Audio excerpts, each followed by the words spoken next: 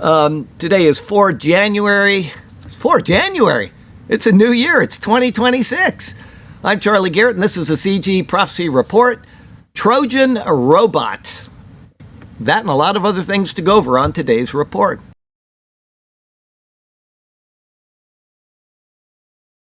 Okay, we got some news from Israel here. I can't believe it's 2026. It seems like 2025 just started, and here we are.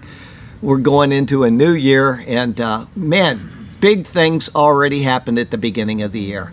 Just incredible. And, we went in and did what we did. Noriega, we got him out of there. We got some other people, Aristide and some other people out.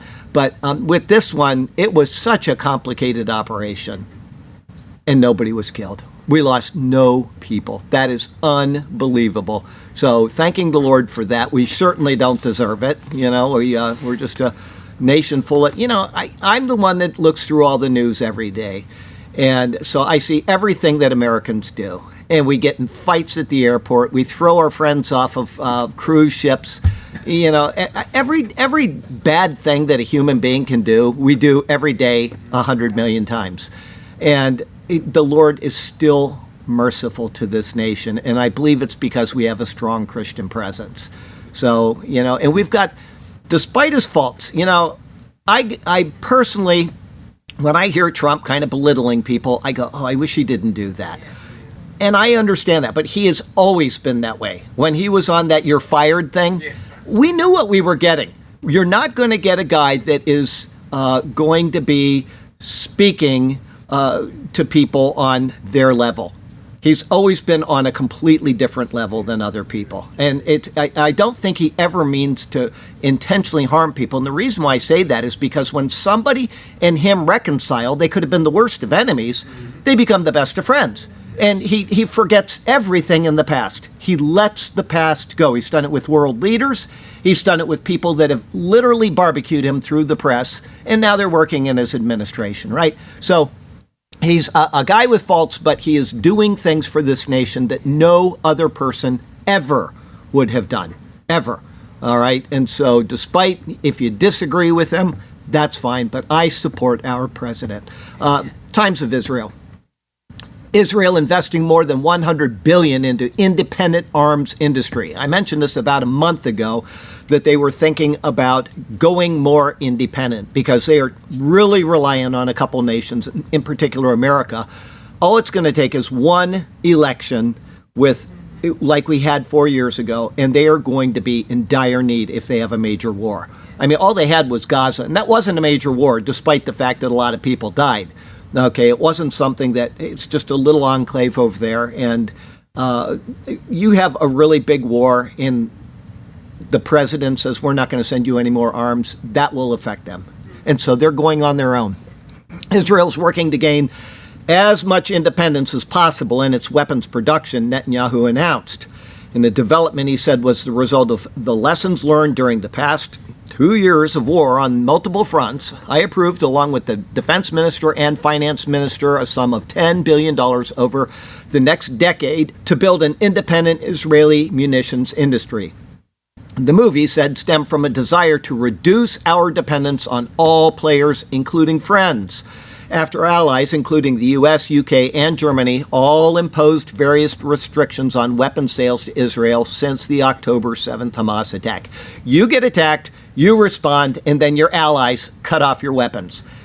This is Israel in a nutshell. I was reading something just yesterday, and of course they are right. They said, how long is it going to take for Israel to be blamed for the overthrow of Maduro? Okay, it doesn't matter what happens in this world, they will get the blame. Still, he noted, many countries around the world, including Germany, want to buy from us more and more systems. The premier has long been calling for Israel to develop its own self-reliant military industry. And in January 2024, announced that the government would invest in a multi-year plan to free Israel from dependence on external purchases. The matter returned to the public eye earlier this year as Jerusalem's European allies, something we reported on several times, began to grow impatient with Israel's conduct in Gaza. Germany, one of their greatest defenders, cut them off for a while there, with some calling for arms embargoes and sanctions. In that light, Netanyahu briefly caused an uproar in September when he admitted that Israel was facing increased isolation on the world stage and that to combat that, he would have to become a more self-reliant super Sparta in the years to come. The remarks sparked outrage and spooked the markets, forcing him to clarify them in a follow-up press conference the next day when he insisted that he had only been referring to the defense ministry rather than the overall Israeli economy. And so there you go with that. I will say this, though. It is no doubt that it is Israel's fault for having Mandami as the new mayor of New York City. I mean, that's as clear as a nose on your face. You know? I mean, this is the brain pan of the world that we're in today. People will say things like that. You know, New York is going to go into a downturn. It may be a while, though, because you know what happens when you get one of these guys in and things start to look good for a while? Because things are getting reshuffled and it hasn't really taken effect, the harm. And so what happens? They elect more of these people, right? But eventually it's going to go south. It cannot sustain itself with the things that he is proposing. It can't do it. And somehow Israel is going to be blamed for it. They'll say the Jews in New York that blah, blah, blah, blah, blah, and they support Zionism and blah, blah, blah, and it's going to be their fault. Mark my words. This is the world we live in. Jerusalem Post, Israeli Air Force unveils new rapid response unit to stop October 7th style ground invasions. Conceptually, the idea is that helicopters should be deployable, some within several minutes and some within an hour, to mow down and bomb invaders such that the ground border defenses are not left alone. The new unit is a part of a larger transformation led by Brigadier General Gilad Bartal, shifting significant aspects of the IAF's helicopter units from other tasks to border defense. This shift also involves increasing the volume of helicopters, drones, and fighter jets, which are constantly ready for border defense and are more broadly assigned to border defense efforts. In addition, the number of Air Force platforms that can act within several minutes and the volume of bombs that the IAF can drop within an hour is much higher than before. Moreover, the rules of engagement for helicopters now give much more discretion to open fire based on each individual pilot's assessment of the threat on the ground. That could go south there, we'll have to see, but usually they're pretty restrained. Pilots are normally pretty restrained people. So we'll hope that doesn't affect anything. Despite these proactive changes, the Air Force is still not returning to anywhere near the approximately 100 helicopters it had before the 2013-2014 era when it shut down its Cobra helicopter units. From the Times of Israel. In first IAF helicopter, gunship downs 2 arms smuggling drones from Egypt. According to the military, IDF surveillance units and the Air Force's Aerial Control Center identified 2 drones crossing from the west toward Israeli territory. The aircraft was dispatched in coordination with the 80th Edom Division and shot down the drones as they entered Israeli airspace. A senior Air Force official said the interception reflects a broader shift in Israel's border defense approach amid a surge in the use of drones to smuggle weapons across the border. This is something I've reported on a few times in the past year. Egypt has been sending all kinds of, and it may not be Egypt, the government, but Egypt, the people there, you know, sympathizers with Hamas, whatever, have been sending drones in with all kinds of weapons, and they only get a small portion of them, blow them out of the sky or whatever. They are now proactively chasing these things with helicopters and so forth. As a part of a deep change in our border defense doctrine, the Air Force has established control centers operating under the regional divisions, significantly improving detection capabilities and the direction of forces against low-altitude aerial threats. So we'll see where that goes, but they've at least started that effort, and hopefully they'll be able to keep that just going, and more drones they pluck out of the sky, and eventually they will, it's like the boats that have been bringing in drugs to America. We've had 30 of them shot now. 30 boats within, I think it's been 2 months since they started targeting these boats. How many got through in the past number of years? If we get 30 in a couple of months, how many have been coming in month after month, totally unchecked, never anything done by any previous administration? And how many got through that we didn't find? since they started targeting these. But you're talking 30 boats with, they gave the number, and I can't remember, I may have it written for next week's report, but it was a huge amount of drugs that had been interdicted just in those 30 boats. Okay, it shows you the scope of things, and Israel's facing the same thing with drones bringing weapons in against them. Got some news from Christianity here, from Spectrum. The guy began to cry. Samaritan's Purse leader says Pilate escaped, anybody hear this? Hijacker by sharing the gospel. This sounds like Ray over in Papua New Guinea when he was there being hijacked by those people. He's telling them about Jesus, and they didn't kill him. Ray, you all know who I'm talking about. He's been here a couple times to talk, and many of the people in the church support him. But, while he's being hijacked by these people, and they took his car and him with it, he's telling them about Jesus. So this is what this guy did. Franklin Graham described terrifying moments on a flight that brought medical supplies to people uprooted by the conflict in South Sudan. On December 2nd, while en route to deliver aid, an African-based Samaritan's Purse plane became a part of a hijacking incident. Samaritan's Purse leader said the pilot was able to thwart the hijacker by talking about the love of God. The pilot landed in Wau, South Sudan, where the nation's National Security Service took the armed hijacker into custody. The guy said, "I'm going to kill you. I'm going to count to 3, and I'm going to kill you." Leaders with the Christian aid group based in Boone, North Carolina, said a hijacker snuck onto the plane, hid in the rear cabin before takeoff. The man pulled a gun, demanding to be taken to Chad, another African country. The pilot realized this isn't going to turn out well, so I'm just going to tell him that God loves him, and that even though he's doing this, God does love him. And when he started sharing that, the guy began to cry. We were able to land the airplane, and the guy surrendered. Law enforcement arrested the hijacker when the aircraft landed. Samaritan's Purse has about 30 planes and volunteers around the globe ready to respond when disaster strikes. The organization provides things like medicine, food, water, and shelter. We work in dangerous parts of the world. There wouldn't be any air service if it wasn't for missionary pilots flying in and out of these areas. So missionary planes are vital. Leaders with the group also confirmed the incident is unrelated to the Greensboro operations. This was an isolated incident in South Sudan involving an aircraft that is based in Africa. No one from North Carolina was on board the caravan. The Samaritan's Purse DC-8 has flown 218 trips and never been a part of a hijacking attempt. But that's just amazing that, you just start talking to somebody and you figure out he's just a guy too. He may be angry, but he's just a guy and he needs Jesus. Okay, we got some news from the Mideast and Africa today from All Israel. Syrian recognition of Israeli sovereignty. Official Syrian maps exclude Israel's Golan Heights. Now, who would have thought this? A year ago, they were saying, that's our area. Every map that they published has the Golan Heights as belonging to Syria, and all of a sudden, it doesn't have a map with Golan Heights belonging to Syria.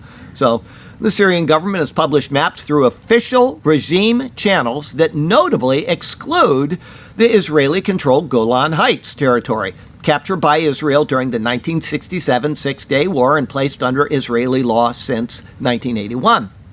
Such a map appeared for the first time in an article published in the Syrian state newspaper Al Tharwa, its 14th issue since the fall of the Assad regime. So they've been publishing this now, 14 issues, and they come out with this map, and it's not in there. The map depicts only portions of the Quneitra Governorate entered by Israelis military following the regime's collapse, omitting the Golan Heights. Now, this is what I said a week or two ago. Israel won the Golan Heights in war. By any stretch of the imagination, that would belong to Israel. That's the way war works, and the UN has always agreed with that. Okay, people may contest it, but the UN agrees with it.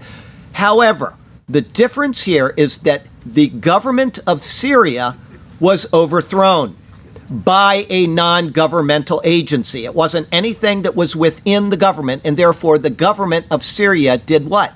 It ceased to exist. A new entity took over Syria, and they have no right to the Golan Heights.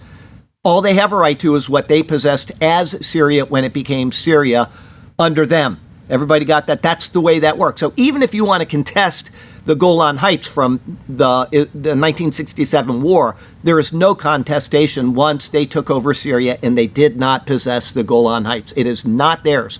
They seem to understand this because they say, I'll read that last line again. The map depicts only portions of the Quneitra Governorate entered by Israel's military following the regime's collapse. In other words, Israel went into Quneitra after the government was overthrown. It was land that belonged to Syria when the new government took place, and therefore they are still making a claim on that part of Syria because Israel's in there even though they had already possessed Syria. They have not done that with the Golan Heights, and maybe this will resolve it forever. I don't know, but we'll see. Similar maps omitting the area have also appeared in official publications issued by the Syrian foreign minister.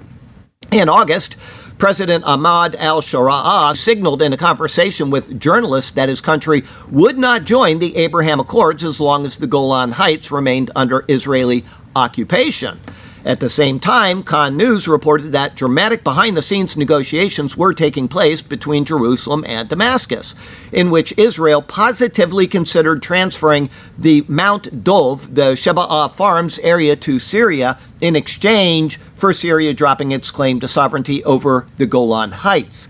However, these negotiations were halted following the massacre in Sueda. So we'll see where this goes. I'll keep an eye on it, but so far that is very interesting that their maps, their official government maps, have dropped the Golan Heights.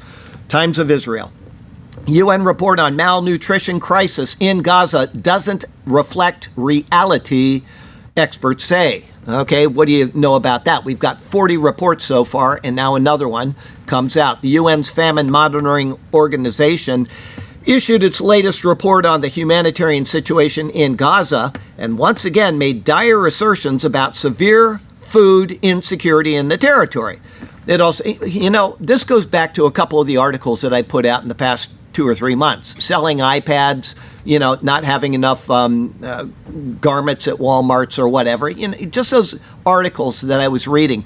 They have all of these things, but they don't have food. It's not realistic what's being told about Gaza by the UN. It's not even close to realistic. It also stood by a determination it made in August that a full-blown famine had broken out in Gaza, despite hard data demonstrating that malnutrition levels never reached the famine threshold. And again, failed to provide mortality data anywhere in the vicinity of famine levels. So they didn't provide any data. They just said, we've got a severe crisis there. That's the UN in a nutshell. Several analysts have argued that the new study repeats previous flaws and has failed to use appropriate data, and that this erroneous factual basis if it's an erroneous basis, it's not factual. They should have said this erroneous basis and left off the word factual, but that's like saying salvation is a free gift. That's redundancy. Salvation is a gift. If it was anything other, it wouldn't be free. Got that? Okay, so we'll drop the word factual. The erroneous basis has again led to the IPC to conclusions about the food security situation in Gaza that are not reflective of reality. The IPC is a department of the UN's Food and Agriculture Organization and is considered an authoritative monitor of malnutrition and famine around the world. Its reports on Gaza have been cited by the ICJ in the genocide suit filed by South Africa against Israel, and by the UN and human rights organizations as supposed evidence of Israeli genocide against Gazans during the war. And not only that, these people on the left seize on these UN reports and then they pass it along to people in countries. So you've got entire groups of people, whether it's in Florida, whether it's in New York, whether it's in California, all over America that say that Israel is involved in genocide. And there's no evidence for it at all. They've gone in and they have bombed buildings where people in the buildings have been shooting at Israel. It's a legitimate war target. It doesn't matter if it's a mosque or if it's a school. If they are in there and they are shooting at Israel, Israel has a right to now engage that building. There has been no war crimes by Israel.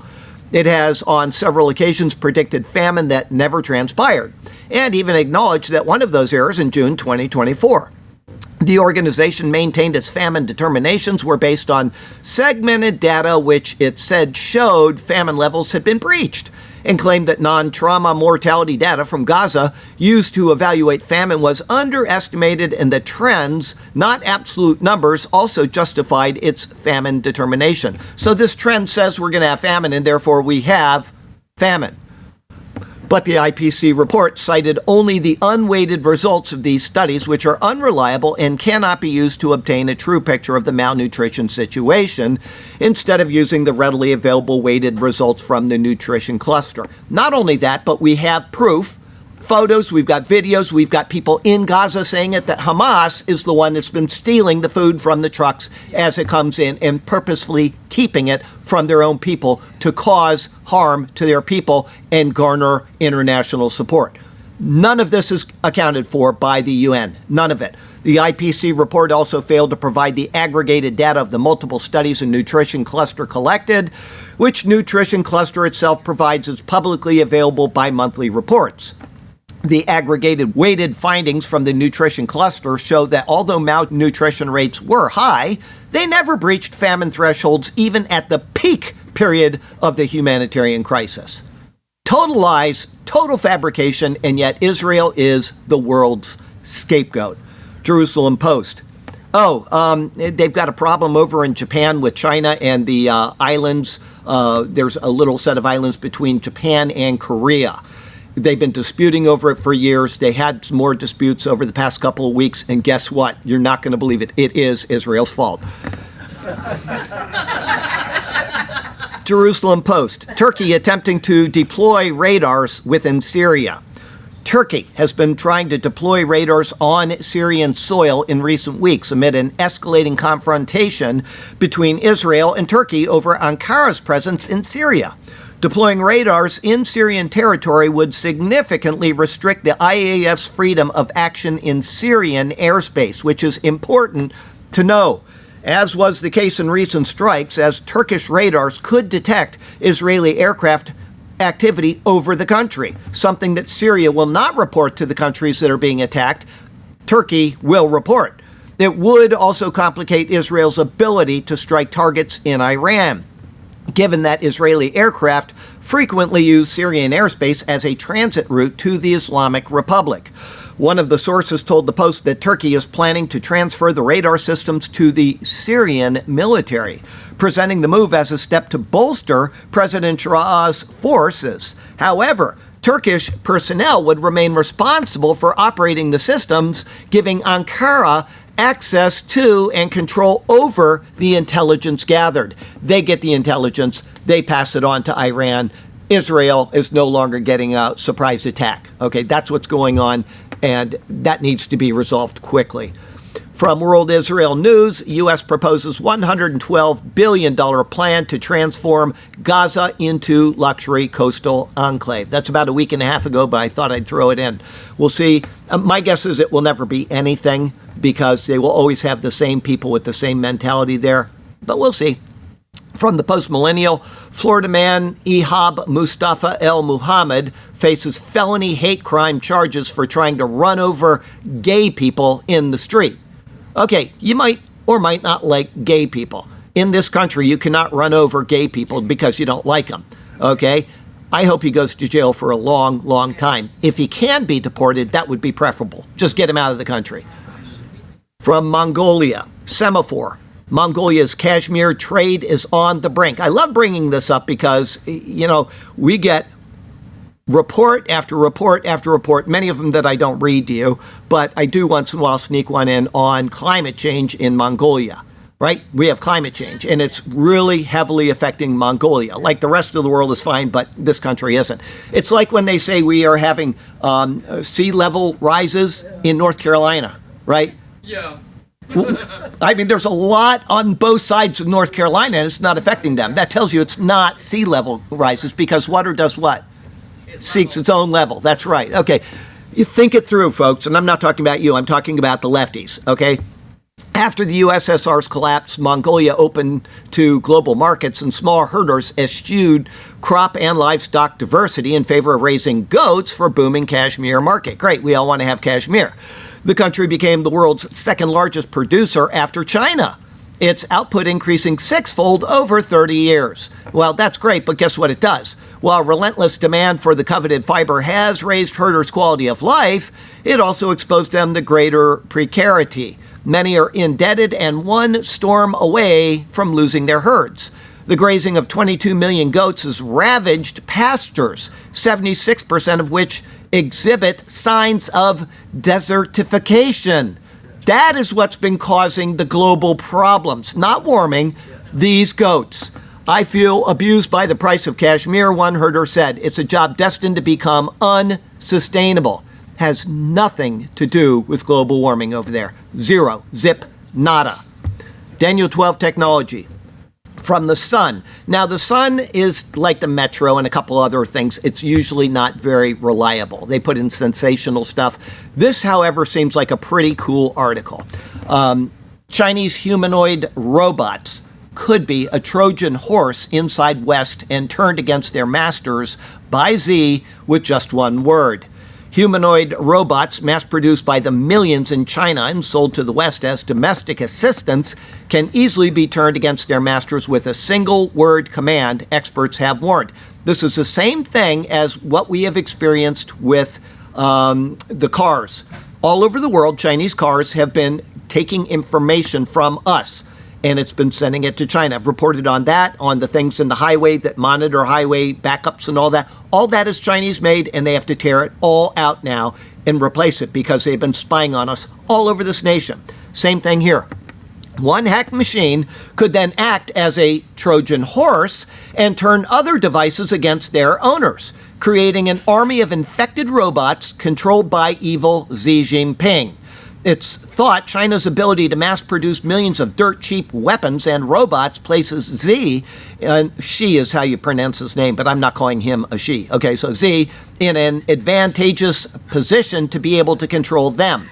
Security researchers have warned about the innate vulnerabilities in these household helpers designed to make chores easier for the owner, which can be manipulated by just a simple verbal command. Before I go on, what was it? Mr. Bean? He did a movie like a James Bond type of movie, and the guy walked up and he had a coat on in the airplane and it said, Susan. Okay? And the guy says, that's a spy. His name is Susan. He says, no, his name is Shushan. Okay? Shushan. And he was wrong, of course, because he's Mr. Bean. But anyway, the point is that I'm not calling Z she. That's the point. Okay, a compromised robot could become a violent threat to family members, sabotage production lines, or steal sensitive information, while creating a chain reaction attack with nearby machines. At a recent tech convention in Shanghai, cybersecurity research group Dark Navy transformed a domestically produced humanoid robot priced at $14,200 into a mobile spy, which launched a physical attack on a mannequin. So you're the mannequin, it's going to get you. The turned robot raised its arm and punched the dummy to the ground, carrying out the malicious demand given by white hackers. In a matter of minutes, the infected device then used near-field wireless communications to infect other offline robots to carry out malicious instructions. By exploiting the flaw within the robot's AI system, Beijing could hijack hundreds of these household robots to launch an attack on the West. Currently, intelligent robots built by the manufacturing powerhouse are primarily used in entertainment performances, business receptions, and scientific research. So we'll see where it goes, but the less Chinese stuff you can have in your house at this point, I would, if it says made in Malaysia, it doesn't mean it is, because it could be a Chinese company in Malaysia, so you don't really know. But funny story about that, because I lived in Malaysia for 3 years, is when I was in Malaysia, I wanted to clean the terrazzo floor that we had in the house, and I needed some muriatic acid to clean it, because it had not been cleaned for like 30 years. So I went and I got some muriatic acid, and I went to the store to get the yellow gloves that you wear when your mom used to wear them when you're doing dishes. Okay, so I went to get those, and they didn't have any. Anywhere. I went to every store within 50 miles of me, because I'm just driving around, and anytime I went somewhere, I'd pull in and no yellow gloves. And so I thought, well, I'm going back to the U.S. for my 10-year high school reunion, and I'll get some when I'm in America. So I went to Publix right over here, and I bought them. And at the checkout aisle, I'm going through, and it says, Made in Malaysia. No kidding. It's a dangerous world, including the inevitable plagues noted in the book of Revelation. From the blaze, troops who refused COVID shot to receive retroactive honor to right the wrongs of the past. They've decided it's all going to come through. Gateway pundit. Catholic New York Governor Kathy Hochul moves to legalize state-sanctioned suicide. So there you go. Another state. She's a Catholic. You're not supposed to be doing that, but she's doing that. From the Superior Word News Services via Mail Online, it was worse in 92. Experts worry about the spread of measles as new supervirus rises. So it was worse in 92, and yet they're worried about it now. Okay. And they always, as I say it every time I bring up this measles thing, they always skip what? The fact that 99.23% of them came from another country and were here illegally and then spread it to our people, okay, along with several other points, which I'll bring up the next time a measles article comes along. I'll bring that point up. Morality, Breitbart. Florida given clearance to enforce law preventing children from going to drag shows. Going to pass that law. The Post-Millennial. Courtroom chaos. And you can just see where this is going from the first word, purple-haired. Purple-haired Seattle female attorney demands judge sanction opposing male counsel for gender misconduct during CHOP trial. That's what they have to deal with out there, is these people. From Fox. Colorado's school district in the hot seat for allegedly factoring in race for disciplinary procedures. So you got people that are committing little crimes in their schools, and they say, well, you're black and we're not going to do anything. You're Chinese and you'll only get spanking, and you're white and you're going to be kicked out of school, right? Whatever. Breitbart. RFK announces actions against transgender procedures on children. This is not medicine, it is malpractice. Zero Hedge. Leading Scottish teacher union defines gender-critical views as far right. So if you disagree with them, you are far right, just like in America. It doesn't matter what you say. If it's not so far left that it's crazy, you are far right. Yeah. Mail Online. Dozens of missing children as young as one saved from sex traffickers. These people are in America. These people are in America, and they are buying children that have come over the border or that are being sold by people that came over the border.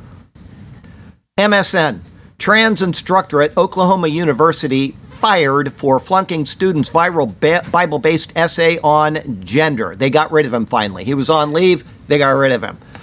Epic Times, federal judge strikes down California's policies hiding gender switches from parents.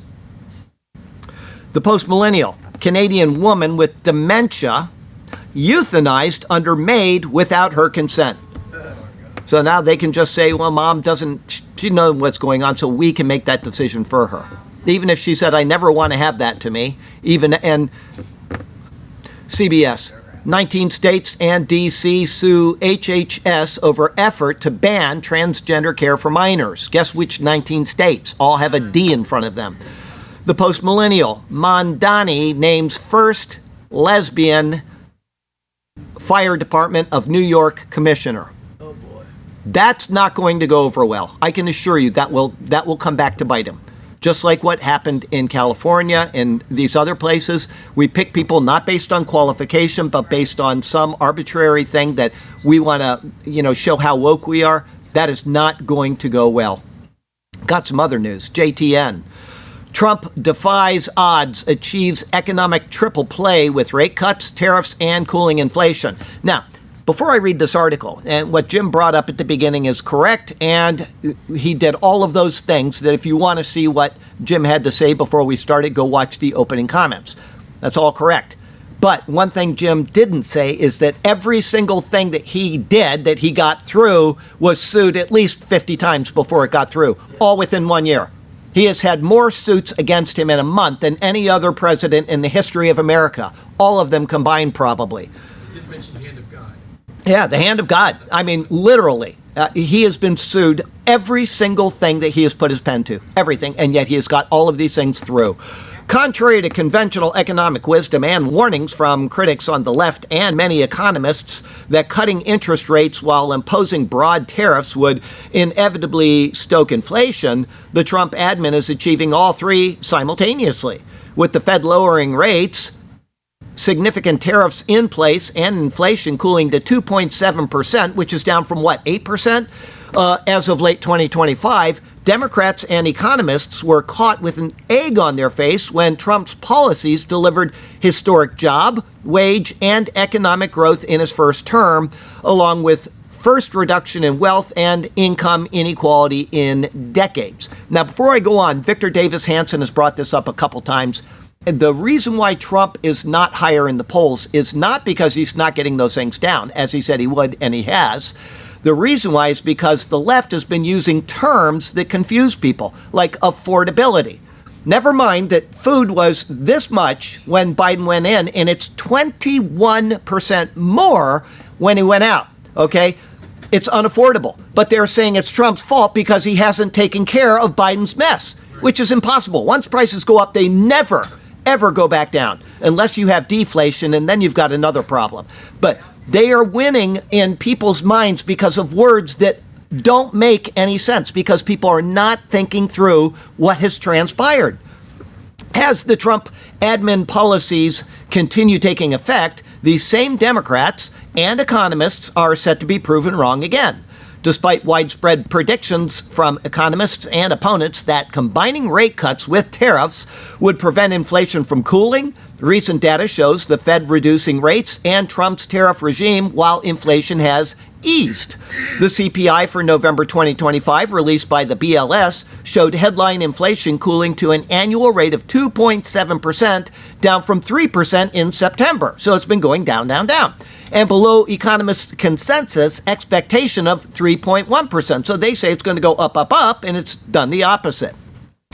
Core inflation, excluding volatile food and energy prices, came in at even lower 2.6%, the slowest pace since early 2021, providing a positive signal among Trump's second term. This better-than-expected moderation reflects ongoing efforts to stabilize the economy following higher inflation trends earlier in the year.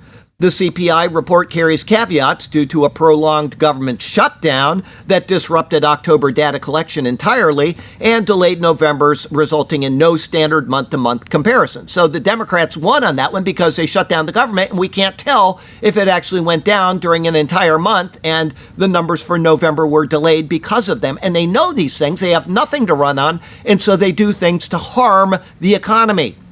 The tariff naysayers were unified around one general message: imposing tariffs would undoubtedly fuel inflation. However, another school of thought that the president and his economic advisors likely recognized and leaned into is the notion that there's a key offset ignored by those conventional economic soothsayers. That is, that tariffs usually reduce how much the country imports. To pay for imports, a country needs to sell exports. If imports go down, exports typically go down too, since the two are closely linked in the economy. When exports fall, the goods that used to be exported now stay at home. These are things the country is especially good at producing efficiently. With more of them available domestically because they're not going overseas, their prices inside the country tend to drop due to extra supply. Tariffs do not raise overall prices simply because the increase in the domestic prices of imports, meaning products more efficiently produced abroad, are offset by the fall in domestic prices of formerly exported products, more efficiently produced domestically. The pushback received while enacting his agenda may have been driven by the desires of his political foes and others with differing economic policy ideas. Trump repeatedly criticized Fed Chairman Powell for his refusal to lower interest rates. John McLaughlin, the worst part is the ruthless Democrats like Schumer and Jeffries are doing everything they can to continue to allow Americans to suffer. They knew that shutting down the government slows the GDP, it slows the economic growth of the country. When we polled in October, 59% of all Americans wanted Jerome Powell to be fired, 59 to 24%. Fire them so interest rates could come down. They know who the Fed chairman is. The independent bankers and the Fed are keeping interest rates higher than the rate of inflation to hurt the economy. The elitists in Washington want to basically hurt Trump so that they can win the White House. That's what they want. If they can hurt the economy and hurt the American people, that doesn't matter. They don't want Trump and his policies to succeed. From BLE, regulatory win. Now, BLE is the train track people all over America, the ones that handle trains going all over the place. Regulatory win. The U.S. government cracks down on the cross-border operations of UP and CPKC. These are two big train companies, okay, that are taking stuff all over America. This is something I didn't know until I read this article. Trans Secretary Duffy announced that the Federal Railroad Administration is cracking down on the cross-border train operations of both Union Pacific and Canadian Pacific Kansas City Limited. The FRA has determined that a lack of basic English language proficiency exhibited by Mexican train crews operating trains into the United States for the two railroads poses a serious safety risk. Whether you're operating an 80-ton big rig or a massive freight train, which is tens of thousands of tons or maybe hundreds of thousands, you need to be proficient in our national language, English. If you are not, you create an unacceptable safety risk. In conducting routine regulatory oversight of cross-border operations this past fall on CPKC and UP, FRA inspectors discovered instances in which inbound Mexican crew members appeared to have difficulty interpreting general track bulletins and communicating safety requirements in English with inspectors. When the announcement was announced, the International Brotherhood of Teamsters thanked the administration for the regulatory win.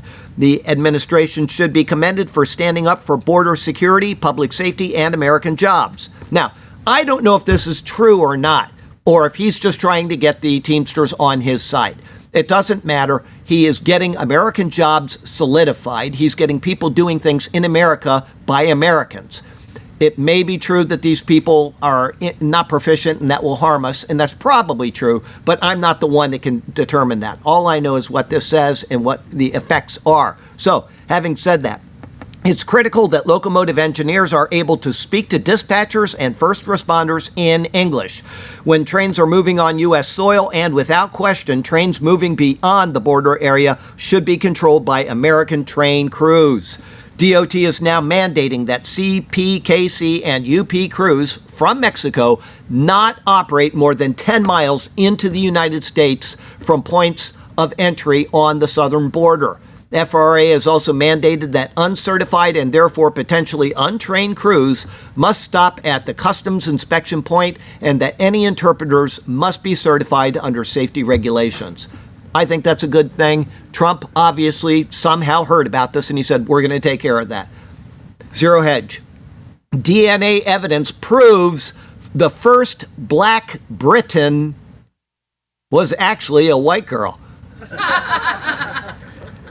In 2021, the establishment media was electrified by a discovery involving the ancient remains of a woman found over a century ago near a village in East Sussex in Britain. The reason leftist journalists were so hyped?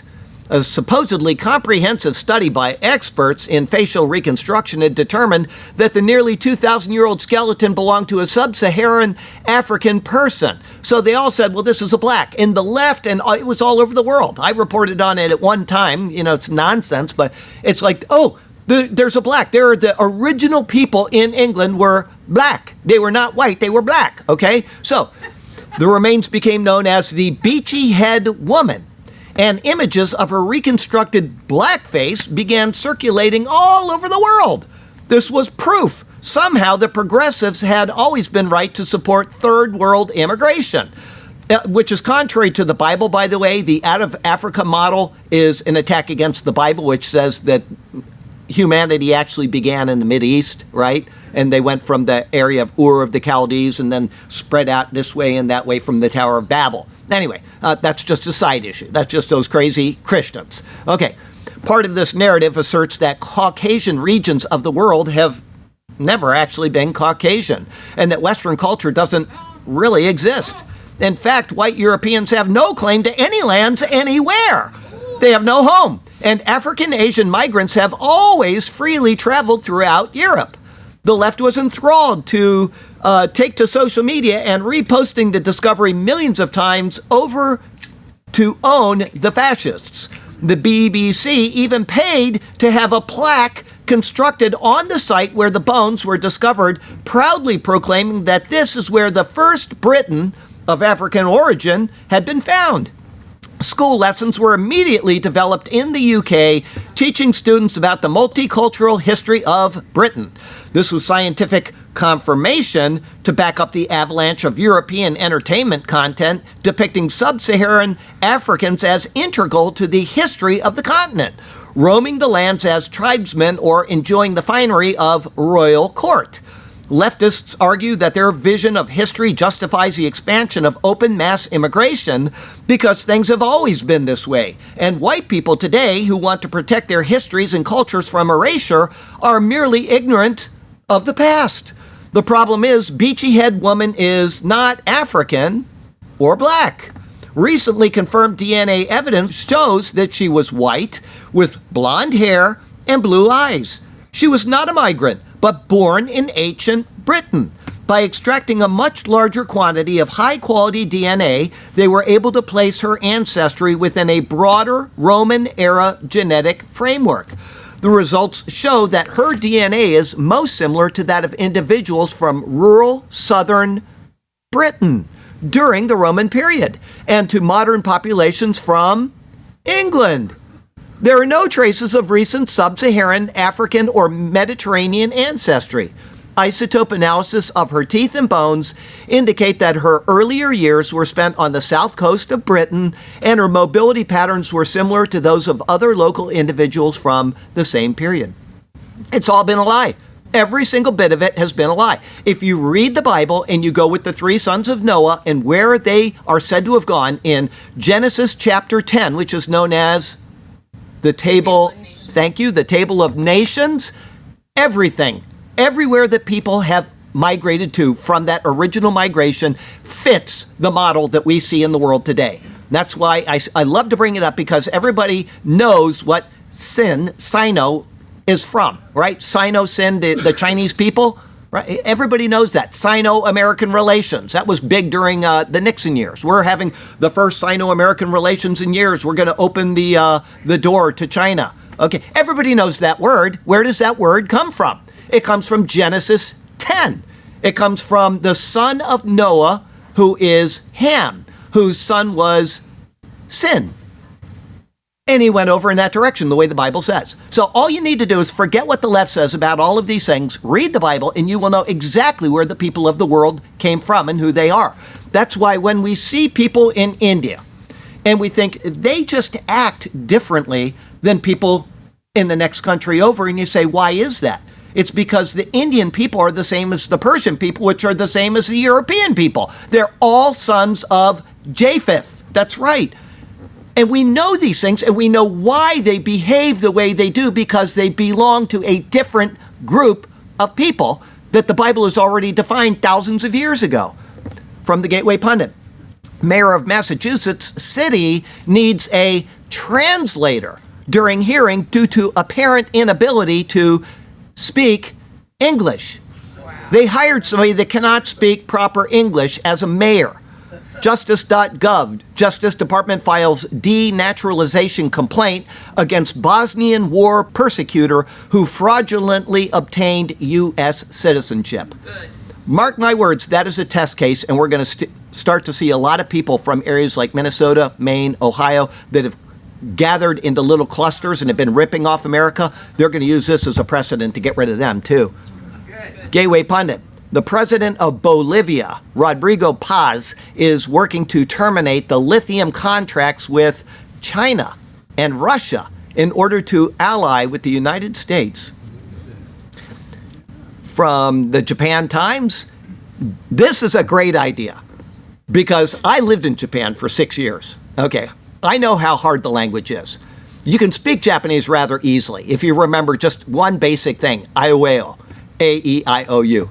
Everything ends with an A-E-I-O-U, with the exception of the silent N, like the word rice is gohan, so they can say that. Any other word has a vowel at the end of it, of every syllable. So you want to say McDonald's, it's ma-ka-do-now-do-do. Okay, it's a very long word because they have to have that. They can't say it otherwise. It's very hard for them. Okay, that's not a problem. Once you learn that basic part of the Japanese structure, you can start very quickly learning the language.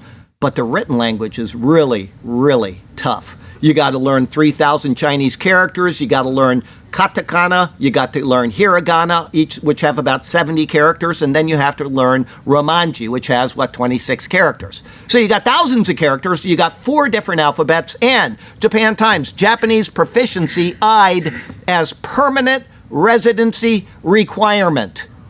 That's going to take a lot of people out of the picture right there, because it is complicated with a big C and an exclamation point at the end.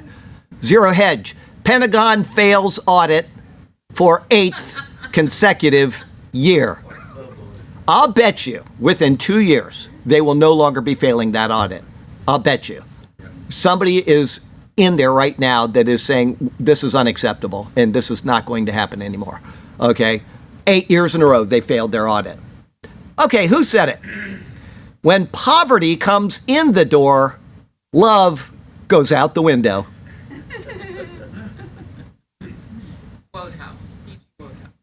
Thomas Jefferson. Yeah. Okay, I got a Lesrick here. I think this is the one where he said Kathy didn't even attempt it. So here we go.